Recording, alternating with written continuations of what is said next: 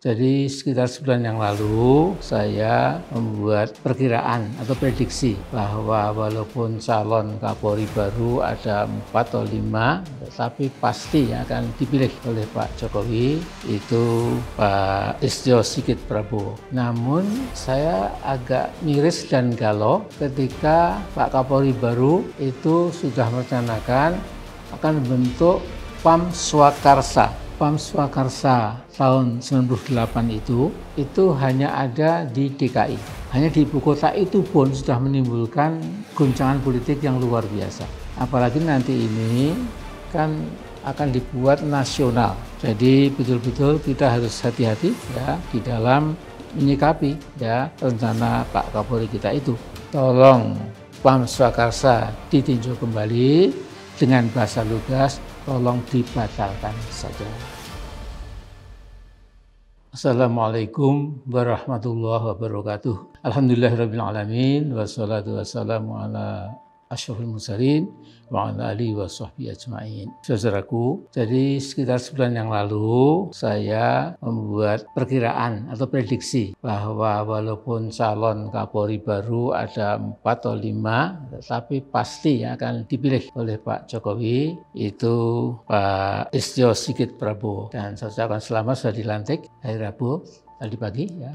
Nah, waktu saya cermati ketika uji kelayakan, jadi saya sesungguhnya melihat yang disampaikan bagus, akan begini, akan begitu ya. Namun saya agak miris dan galau ketika Pak Kapolri baru itu sudah merencanakan akan membentuk PAM Swakarsa yang lain dengan PAM Swakarsa gaya 1988 dulu ya.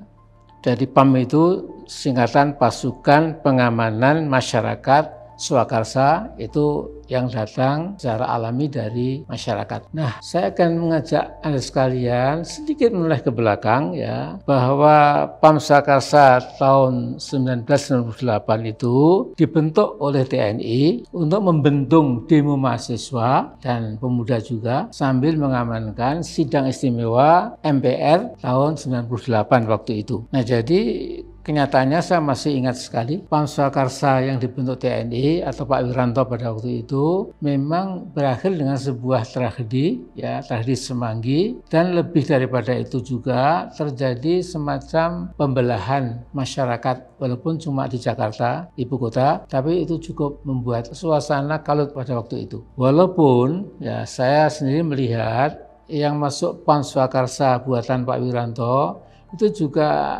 teman-teman Islam, bahkan ada aktivis beberapa gitu ya.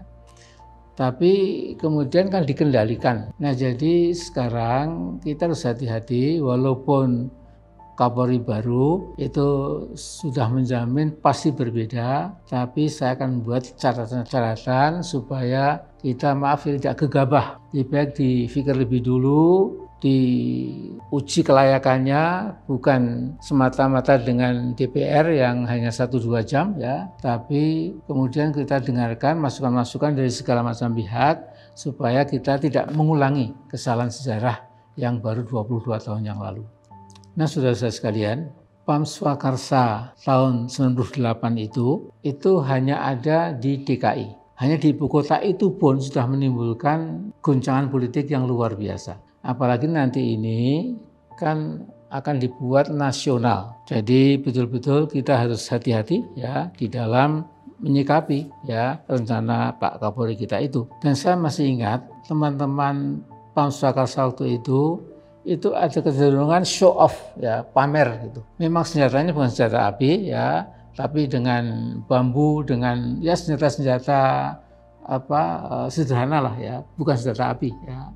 Tapi kemudian mereka memang mengawasi kampung-kampung yang ada asrama mahasiswa. Mereka kadang-kadang malam hari itu juga masuk ke kampung, diikuti oleh mobil polisi gitu. Itu sangat meresahkan. Padahal itu hanya di DKI saja. Jadi saya melihat di YouTube maupun di Google itu, biasanya para petinggi Polri kalau ditanya wartawan, pokoknya ini lain dengan yang 98. Ini lebih matang, lebih difikirkan, lebih bagus dan lain-lain. Tapi itu pun menurut saya masih kurang matang, ya maaf ya. Dan masih terbuka interpretasi itu karena saya membaca sekelibatan di dalam peraturan Kapolri nomor 4 tahun 2020. Itu dalam bab 1 pasal 3 ayat 4 dikatakan PAM Swakarsa yang berasal dari peranata sosial atau kearifan lokal dapat berupa A. Pecalang Bali, B. Kelompok sadar keamanan dan ketertiban masyarakat, C. Siswa Bayangkara, dan D. Mahasiswa Bayangkara. Jadi contohnya sangat sempit. Jadi kalau kearifan lokal yaitu pecalang di Bali saja. Udah bagus itu, memang pecalang adalah datang dari masyarakat mengamankan Bali, tapi itu hanya di Bali saja. Kemudian ini kelompok sadar keamanan dan ketertiban masyarakat. Nah, siapa yang mengukur ada kelompok yang sadar keamanan dan sadar ketertiban masyarakat? Ini menimbulkan semacam keruwetan. Satu sama lain merasa aku lebih sadar, aku lebih cocok dan lain-lainnya. Nah, kemudian siswa dan mahasiswa Bayangkara itu apakah siswa Bayangkara dan mahasiswa Bayangkara ini generasi mudanya para polisi ya, atau mereka yang kuliah di Universitas Bayangkara yang ada beberapa kota besar, atau yang ada di Akapol, itu harus dijelaskan juga. Karena itu ini tidak mudah ya. Lebih baik kita berpikir ulang, karena saya terus terang agak miris ya, konsepnya juga belum jelas. Kemudian saya kira PAM Swakarsa yang akan dibuat secara cepat, mungkin agak gegabah ya, itu justru akan menimbulkan beberapa risiko kalau kita tidak hati-hati. Malahan ada kemungkinan ya PAM Swakarsa kalau ada betul-betul dari Papua Barat sampai ke Aceh itu, di mana-mana ada PAM Swakarsa, itu kalau sampai kesusupan ya orang-orang yang mungkin tidak seperti yang dimaksudkan oleh kita semua ya, bisa-bisa nanti ada yang enteng tangannya ya, kemudian melakukan pelanggaran HAM berat, yaitu sampai mengorbankan nyawa dan lain-lain atas nama keamanan, atas nama sebagainya ya. Jadi ini saya kira perlu diperhatikan secara sungguh-sungguh. Nah, dalam literatur politik yang menyangkut tugas-tugas polisi dalam sebuah demokrasi, maka jelas sekali lembaga kepolisian itu hakikatnya lembaga sipil, bukan lembaga militer. Jadi secara sederhana, awam bisa mengetahui bahwa polisi itu bertugas melindungi masyarakat dari berbagai kejahatan. Sejak dari pencurian ayam sampai perampokan bank, nah, itu tugas polisi untuk mengatasi ya. Atau sejak dari perusuh kecil-kecilan sampai demo besar-besar sampai membakar gedung dan lain-lain, itu tugas kepolisian. Jadi pendeknya, Polri itu adalah the backbone of our national security. Jadi Polri adalah tulang punggung keamanan nasional. Sementara lembaga militer ya, dengan Angkatan Darat, Angkatan Laut, Angkatan Udara, itu adalah tulang punggung national defense, tulang punggung pertahanan nasional. Karena itu jati diri militer atau tentara itu adalah menghadapi musuh baik yang ada dalam negeri, muncul dari dalam negeri, maupun apalagi yang datang dari eksternal, dari luar. Karena itu SWAT militer, SWAT, ya, SWAT militer dalam hal ini, SWAT TNI ya, tidak dapat disamakan dan dibandingkan dengan SWAT kepolisian. Jadi SWAT, SWAT adalah Special Weapon and Tactics. Jadi senjata-senjata strategis yang dimiliki militer atau TNI dalam hal ini, maupun taktik juga strategi kebijakannya itu sama sekali berlainan dengan polisi itu. Karena apa? Ya karena ini TNI itu adalah mengamankan negara ini dari segala macam musuh gitu, sehingga memang dibuat untuk punya kemampuan perang, kemampuan tempur ya, mengamankan bangsa dan negara gitu. Sementara jati diri Polri kita itu kekuatan sipil ya yang tadi mengamankan berbagai hal-hal yang sifatnya bisa mengganggu ketertiban masyarakat atau keamanan masyarakat tuh, dari pencurian, perampokan ya, dari perdagangan narkoba ya, kemudian juga tentu hal-hal yang sifatnya itu akan mengguncangkan keamanan nasional kita. Nah, karena itu saudara-saudara ya, saya dengan segala kerendahan hati ya, bukan pengamat yang lihai menguasai masalah-masalah defense and security nasional, tapi yang jelas ya, kalau polisi itu menggunakan SWAT dari kaum militer, itu sebuah anomali politik yang tidak masuk akal. Keanehan, keganjilan yang luar biasa, anomali yang ganjil, yang aneh. Sehingga kita sering dulu ya, bahkan sampai sekarang, banyak pengamat kepolisian atau juga pengamat keamanan nasional kita itu mengatakan buat apa polisi mendatangkan senjata-senjata berat misalnya. Jadi mengapa polisi harus memiliki strategic weapon ya seperti yang dimiliki oleh TNI, apakah itu Angkatan Darat, Laut, dan Udara. Misalnya saudara-saudaraku, bulan September tahun 2017 ya, itu ada peristiwa yang agak menyentak masyarakat, yaitu bahwa Polri mendatangkan senjata-senjata militer dalam 2 kargo. Jadi kargo yang pertama itu berisi 280 pucuk senjata namanya SAGL, Stand Alone Grenade Launcher. Ya, saya juga belum tahu bentuknya kayak apa ya. Tapi jelas ini senjata militer. Dan yang kedua itu amunisi, singkatannya itu RLV HEFG ya, kaliber 40 kali 40 meter sebanyak 5.000 sekian ratus butir ya. Nah, keduanya menurut polisi sendiri itu merupakan standar militer dan digunakan sebagai serbu militer untuk menghancurkan kendaraan atau material lapis baja ringan. Nah, ternyata kedua kargo itu mangkrak, belum bisa keluar dari bandara sebelum ada izin dari TNI.